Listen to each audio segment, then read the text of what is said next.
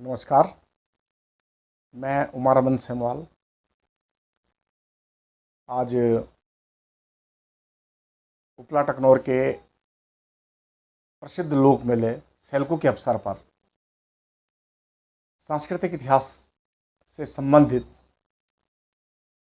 एक नया टॉपिक लेकर आप सभी सम्मानित जनों के बीच में आया हूं। और नया टॉपिक है प्रधान हिमालय के लोक पूजित देवता समेश्वर महाराज। समेश्वर महाराज की चर्चा करते हैं। समेश्वर महाराज प्रधान हिमालय में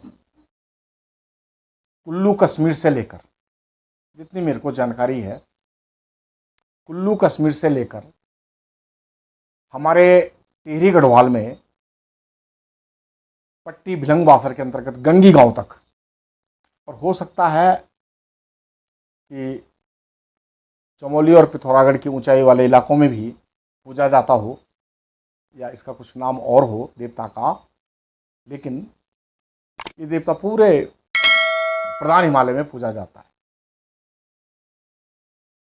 अब प्रधान हिमालय में ये देवता कैसे आया, इसकी पूजन परंपरा क्या है, इस पे मैं समय की पाबंदी के साथ वर्णन करना चाह रहा हूँ। समेश्वर देवता की हम दो परंपराओं का अध्ययन करेंगे। यहाँ पे दो परंपराओं पे चर्चा करेंगे। एक परंपरा है शास्त्रीय परंपरा और दूसरी है लोक परंपरा। अर्थात शास्त्रों में समेश्वर देवता के लिए क्या कहा गया है और लोक पूजित कथाएं इनकी क्या है। यदि हम केदारखंड के अध्याय 100, केदारखंड के अध्याय 100 1-3 पर देखते हैं तो समेश्वर महादेव का वर्णन है। श्रीणो विप्र परम श्रेष्ठा तत्र ईशान कोण के सोमेश्वरो महादेवा भक्त संतारणम शुभम यस्य दर्शन मात्रेण शिवो प्रीतो भवेत् नरी इदम पीठम परम गुहम सद्य प्रत्यय कारकम भिल्लनो संगते नित्यम ये न जानन्ते तब शिवम तत्र सोमेश्वरो लिंगो महादेवे भूतिदम। ये कुछ श्लोक की पंक्तियां मैंने आपके सामने रखी है। केदारखंड में पूरा ही एक अध्याय है समेश्वर महादेव पे, और जितना अध्ययन करके ये कुछ पंक्तियां मैंने निकाली है, ये आपके सामने रख रहा हूं। समेश्वर महादेव को केदारखंड में ईशान कोण का देवता बताया गया और ईशान कोण पे विराजमान बताया गया। अब यदि हम केदारखंड मानी प्राचीन काल का गढ़वाल की का ईशान कोण देखते हैं कि वो कहाँ पे आता है, तो श्रीकंठ पर्वत जो है ईशान कोण में आता है।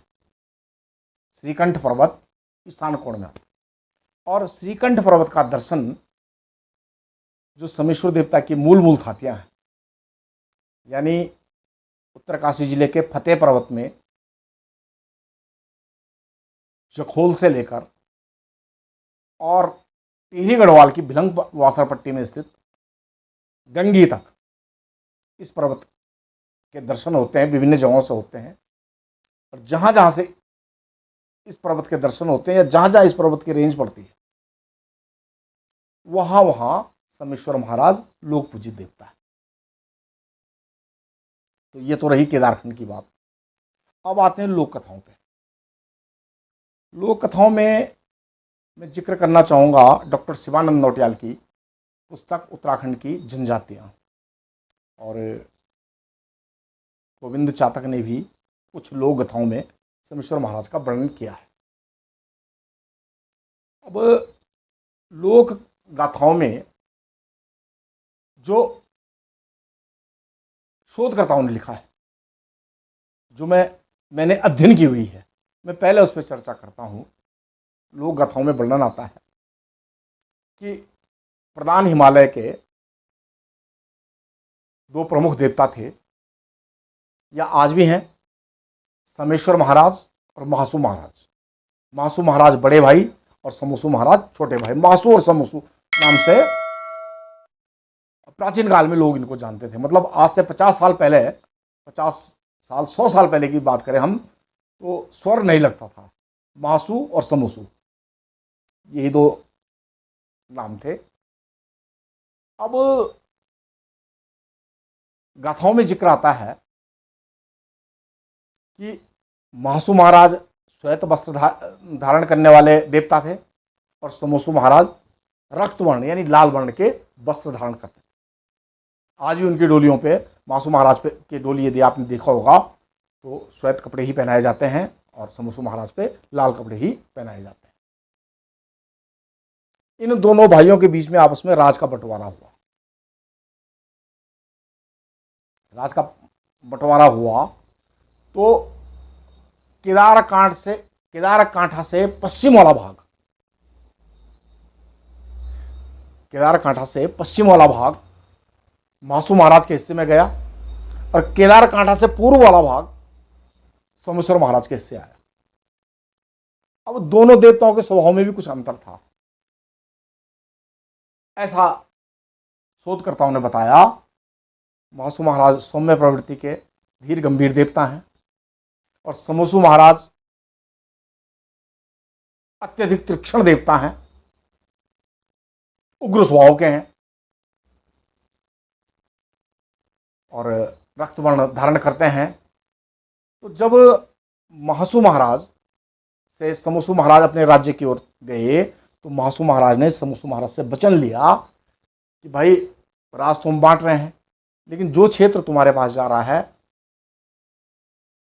केदार क्षेत्र की जनता मेरी बहुत ही धर्मपरायण है, बहुत ही सुशील है, बहुत ही शांति प्रेमी है। तुम मुझे वचन दो, तुम यत्नपूर्वक मेरी जनता की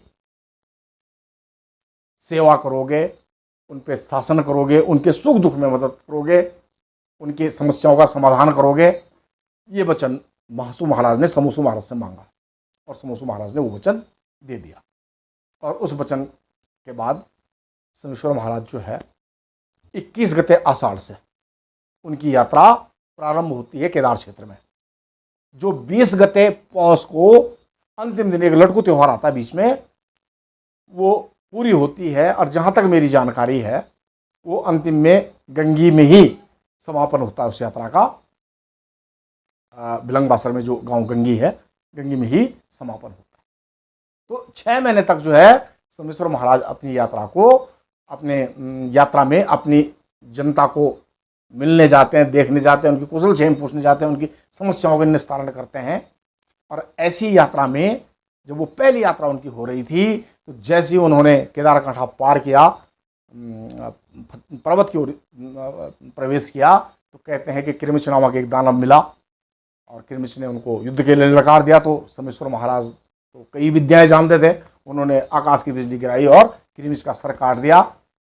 सिर जो है टॉस में गिरा और उल्टा बहने लगा और रुपिन और सुपिन का जहाँ पे संगम है नेटवाड़ में, वहाँ पे अटक गया। और किरमिच दानव ने प्रार्थना की सोमेश्वर महाराज से, मेरा सर यहीं पे स्थापित कर दो और मुझे स्थान दे दो। तो वहीं पे स्थापित कर दिया। कालांतर में वो पोखु देवता बने।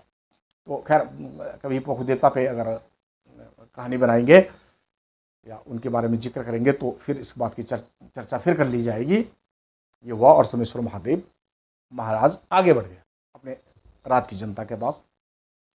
अब जनता के पास बढ़े तो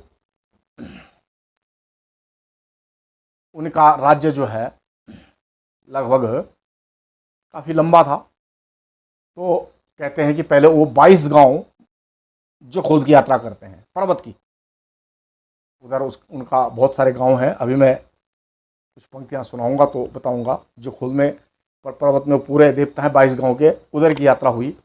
तो आगे कथा पे आते हैं। सोमेश्वर महाराज जो खोल से खरसाली पहुंचे,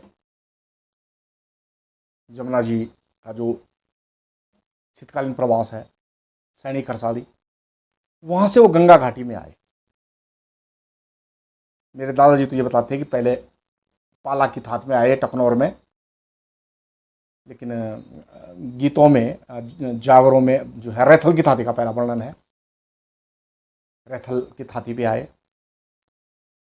और बगल में पाला की थाती भी है, तो वहाँ भी गए होंगे। उसके बाद भेकड़ा बासा और पांगरा बासा का वर्णन आता है। भेकड़ा बासा भंगेली को कहते हैं, भंगेली गांव में। पांगरा बासा भी कोई उधर गांव था या पांगे का पेड़ था, कोई स्पष्ट नहीं है मुझे पता उधर। वहाँ उसके बाद उपला टकनौर की झाला था पे, झाला में, और जहाँ पे भगवती झाली माली का स्थान होने के कारण उस गांव का नाम झाला पड़ा। तत्पश्चात वो मुखवा के मठ में पहुंचते हैं, गंगा जी का शीतकालीन प्रवास है। उसके बाद इतवार की रोज, वो जो कपवा गीत में वर्णन आता है, इतवार की रोज वो गंगोत्री उन्होंने स्नान किया और उसके बाद गंगा पार करते हुए सौरा सारी इलाके में गए, सौरा की थात पे, और उधर भी वो लोग देखता है। और उसके पश्चात वो जो है भिलंग बासर में अंतिम में गंगी गए। कहीं मैंने सुनी थी पंक्तियाँ, संभवतः रैथल के आदरणीय सोहनदास जी ने शायद सुनाई थी। कुछ पंक्तियाँ उन्होंने इस प्रकार हैं। डेणा हुई जाया हे समोसो समोसो डांडी काठी औंदो, कुल्लू कश्मीर को राजा हे समोसो 22 गाँव जांदो, जमुना मैक द्वारा एक हे समोसो धाड़ी चौरे लांदो, रैथा की थाती एका हे समोसो बाग मोडी दांदो, झाला थाती भेटी एका हे समोसो मुखवा मठे औंदो, गंगोत्री गंगा नैक हे समोसो सौरा सारी जांदो। ऐसा करके कुछ आह्वान मंत्र उन्होंने सुनाया था मुझे, रैथल गांव के स्वर्गीय सोहनदास जी ने, इस प्रकार से। तो ये उसकी उस यात्रा का वर्णन है जो सोमेश्वर देवता की डांगरी आसन लगाते हुए 6 महीने जो है अपने क्षेत्र भ्रमण के लिए जाते हैं। वो हो गया, पहली कथा तो ये हुई। अब दूसरी कथा जो हमारे टकनौर में प्रसिद्ध है, जो मैंने बुजुर्गों से सुनी, और बुजुर्गों ने जो कथा बताई, दूसरी लोक कथा, कि सोमेश्वर देवता कालांतर में एक बिडाल थे। बिडाल मानी गडरिया, सिफर्ड हम अंग्रेजी में कहेंगे, सिफर्ड, जो कि भेड़ बकरी चुंगाते हैं। और उनकी भेड़ बकरियां जो है कुल्लू कश्मीर से लेकर जो है तत्कालीन समय में लगभग जो हमारा चमोली जिले का अंतिम छोर है वहाँ तक चलती थी। और ऐसे ही चलते चलते जंगलों में चलते रहते, तो एक बिडाल नहीं कई बिडालों की टोलियाँ चलती थी और कई बकरियां साथ चलती थी। अब एक बार इन्होंने देखा कि एक बाज चील एक सांप को मार रहा है, और उसने एक चोंच में जड़ी रखी हुई है, और जब वो सांप मर जा रहा, उसको खा ले रहा, तो उसके बचे हुए अवशेष पे वो जड़ी लगा रहा है और सांप फिर जिंदा हो जा रहा है। सांप जिंदा हो जा रहा है। अब ये भिड़ाल थे और देखते रहे दूर से, यार ये क्या है। कई बार तो पहले अपनी आंखों पे विश्वास नहीं होता कि ऐसा हो क्या रहा है। फिर उन्होंने जब 2-3 बार वो चीज देखी, तो उन्होंने किसी प्रकार तो चील को तो भगा दिया, और चील भगा दिया और सांप को भगा दिया होगा, चाहे सांप खत्म हो गया होगा, पर वो जड़ी पकड़ ली। अब उन्होंने फिर सांप के अवशेष इकट्ठे किए और उस जड़ी को टच किया, और सांप फिर जिंदा हुआ और चल दिया। अब ये कहानी उस व्यक्ति ने जिसका नाम सोमेश्वर देवता पड़ा। अब असली नाम, कई लोग, अब कुछ भ्रम भी है उसमें, लोक कथाओं में कुछ लोग बताते हैं कि असली नाम उनका मोतीराम बघेला था, कालांतर में इंसान थे। अब आता भी है एक उसमें जागरों में आता भी है, भीमाला को जायु जी आसमोसु, ये कपवा गीत में आता है। बाद बाकी कपवा गीत अगर आपको सुनना होगा तो मेरे ही परिवार के श्री रजनीकांत सिमोल जी ने कपवा गीत बहुत अच्छा गाया है, और आप यूट्यूब में रजनीकांत सिमोल सर्च कर लीजिएगा या कपवा गीत सर्च कर लीजिएगा, पूरा इतिहास उसमें है। और रजनीकांत सिमोल जी ने, उनको प्रेरणा थी और आशीर्वाद थे उनके स्वर्गीय पिताजी दिगंबर प्रसाद सिमोल जी के, मेरे दादाजी लगते।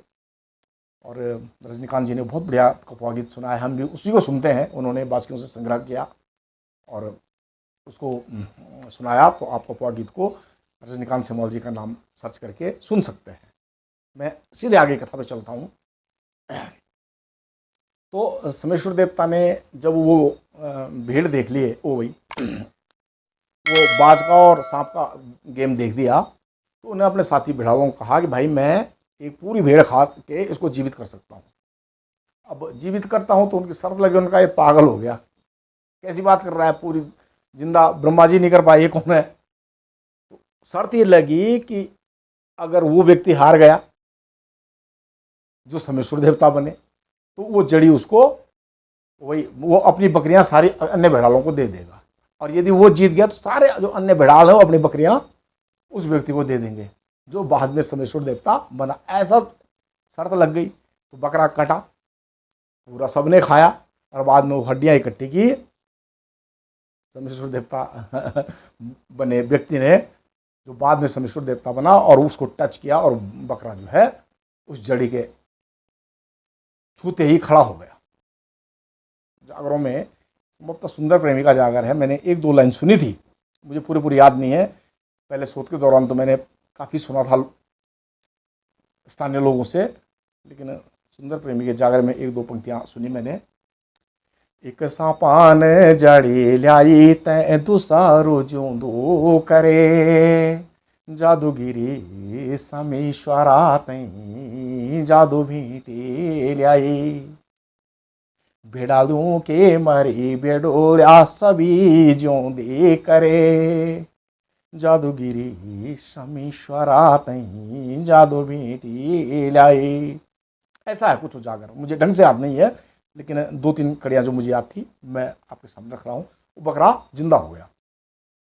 अब उसके बाद क्या हुआ, उन भेड़ाओं की जो अन्य साथी थे उनके गले पड़ गई बात, क्योंकि सारी बकरियां हार गए, और उस जमाने समृद्धि का हो चाहे जीविकोपार्जन का हो, किसी कृषि और पशुचारण ही व्यक्ति की संपत्ति थी, और इतनी बड़ी संपत्ति हारने में अन्य सारे भेड़ाल इकट्ठे हुए और उनकी लड़ाइयाँ हुई आपस में।